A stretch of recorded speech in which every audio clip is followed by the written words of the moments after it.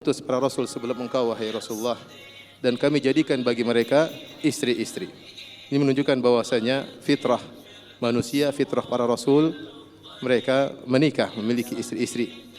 Tidak lain karena di balik pernikahan banyak sekali ibadah yang bisa dilakukan oleh seseorang lelaki maupun seorang wanita. Karenanya Nabi sallallahu alaihi wasallam bersabda, "Thalathatun haqqun 'alallahi aunuhum." Tiga orang yang Allah wajib untuk menolong mereka, di antaranya an-nakih yuridul afaf, seorang yang menikah yang dia berharap untuk menjaga dirinya dengan pernikahan tersebut.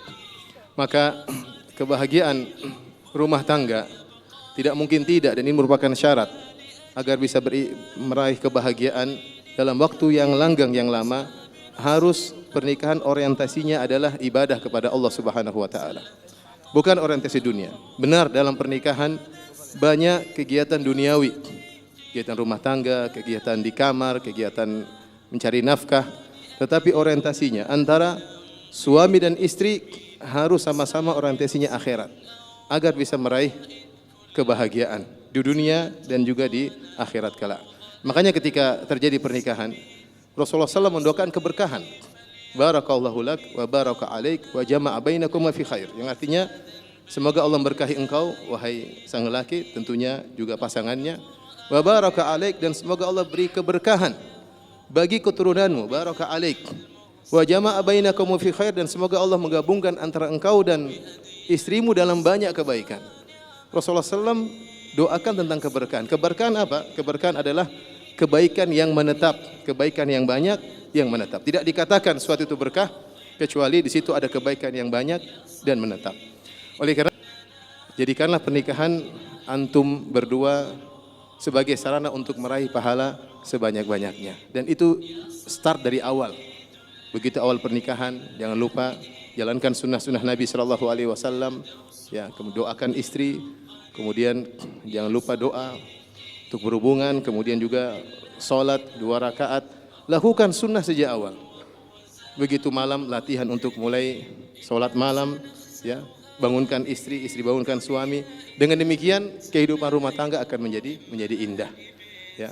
Dan sehingga pahala terus bertambah dari hari ke hari. Dalam rumah tangga banyak sekali ibadah yang bisa kita lakukan, ya. Mencari nafkah adalah ibadah, ya. Mengurusi istri adalah ibadah, mengurusi anak adalah ibadah, ya. Sampai-sampai para ulama berpendapat jika ada 2 orang lelaki, si A dan si B, yang A dia rajin beribadah, dia syabab, a'zab, ya, jomblo, tidak punya istri, waktu dia untuk beribadah banyak, untuk baca Quran, untuk sholat malam, ya, untuk puasa sunnah. Sementara si B waktu dia kurang, karena dia punya istri, karena dia punya anak, dia harus mencari nafkah. Waktunya habis untuk ngurusi istrinya, waktunya habis untuk ngurusi anaknya. Tetapi kata para ulama, yang terbaik adalah si B daripada si A. Kenapa? Karena ketika dia mengurusi anak istrinya, dia membanting tulang, mengeluarkan keringat untuk mengurusi anak istrinya karena Allah. Semua di balik itu ada nilai ibadah dari Allah Subhanahu wa taala, ya.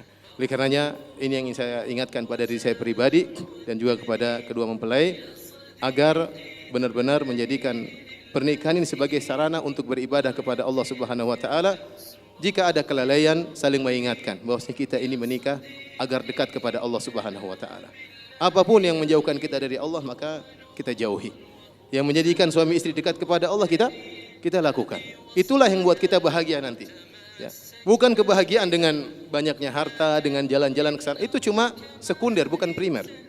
Primer yang buat kebutuhan primer yang bikin kita bahagia adalah dekat kepada Allah Subhanahu wa taala, ya. Percuma jika kita jauh dari Allah, kita mau jalan-jalan ke sana kemari, mau ke luar negeri, mau belanja barang-barang mewah, tapi hati kita jauh dari Allah, hanya kebahagiaan semu. Mungkin orang lihat dari luar kita bahagia, tapi hati kita kosong. Dan itu banyak rumah tangga seperti itu. Yang primer adalah bagaimana kita dekat dengan Allah Subhanahu wa taala. Kata Nabi sallallahu alaihi wasallam, "Rahimallahu imra'an qama minal lail fa shalla." Semoga Allah merahmati seorang laki, di malam hari bangun kemudian dia salat malam. Wa aiqadha ahlahu, kemudian dia bangunkan istrinya. Fa shallat, kemudian istrinya salat. Kalau istrinya tidak bangun, nadhaha ala wajhil ma, maka dia pun memercikan air kepada wajah istrinya agar istrinya mau salat. Wa rahimallahu imra'atan, dan semoga Allah merahmati seorang wanita. Qamat minal lail, dia bangun malam, fa salat, kemudian dia salat.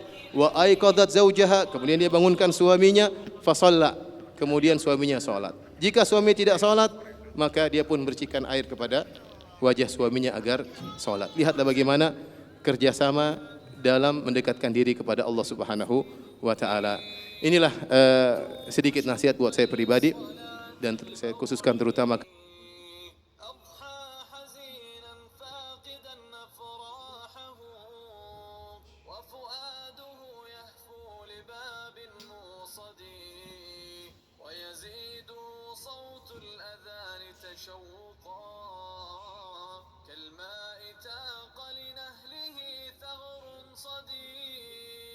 قد عاش طول حياته في روضة للصالحين وطيب عيش أرغدي يجد السعادة في هداء صلاته بجماعة والأجر ليس كمفردي بجماعة والأجر ليس كمفردي القى السكينة والخشوع مؤديا أمر الإله بحب قلب أسعدي فصلاة